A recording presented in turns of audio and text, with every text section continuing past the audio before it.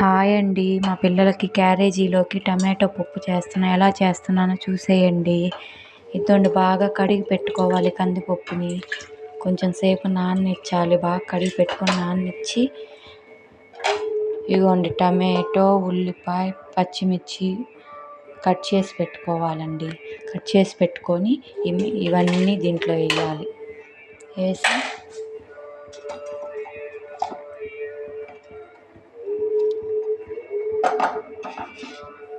కొంచెం సాల్ట్ కొంచెం పసుపు వేసుకోవాలండి.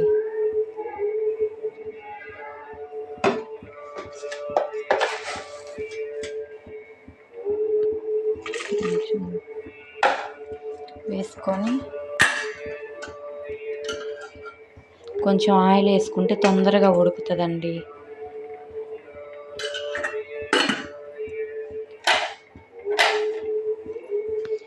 కుక్కర్ పెట్టేసుకోవాలి.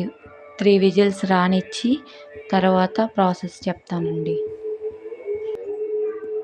హాయ్ అండి. ఇదిగోండి ఉడికింది బాగా. ఇలా బాగా ఉడకాలండి. ఇలా బాగా ఉడికిన తర్వాత ఇదిగోండి కారం వేస్తున్నాను. పచ్చిమిర్చి వేసాం కదండి, కొంచెం లైట్గా కారం వేసుకోవాలండి. కారం వేసుకొని చింతపండు, నానబెట్టిన చింతపండుని వేసుకోవాలి. వేడికి ఉడికిపోతుంది. ఇంకా వెనుక్కోవాలండి.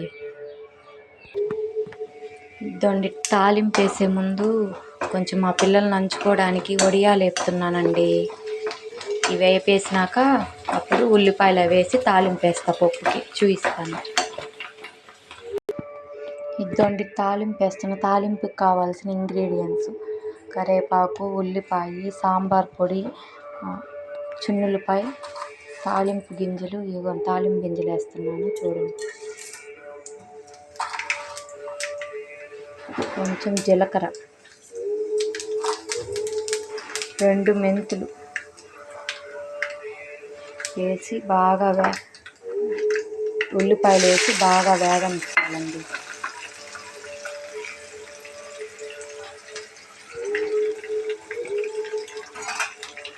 ఇలా బాగా వేగనివ్వాలి. ఇలా బాగా వెనిపిన తర్వాత పొయ్యి మీద పెట్టాలండి. ఒక 5 మినిట్స్ పెట్టి, ఇగోండి తాలింపు ఇవి బాగా వేగిని తర్వాత చున్నులపాయ వేసుకోవాలి. చున్నులపాయ వేసుకొని ఒక నిమిషం అట్లా అనాలి. ఇదిగోండి చున్నులపాయ వేసిన తర్వాత ఎండుమిర్చి వేయాలి.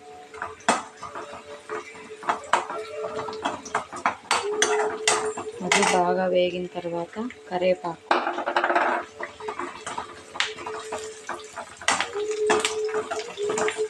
ఇలా బాగా వేగనివ్వాలి. ఇలా బాగా వేగిన మిశ్రమంలో కొంచెం సాంబార్ పొడి వేస్తున్నానండి.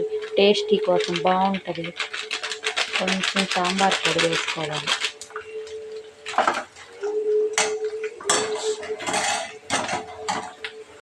ఇలా బాగా వేగనిచ్చి ఈ పప్పులో ఈ మిశ్రమాన్ని వేసేయాలండి.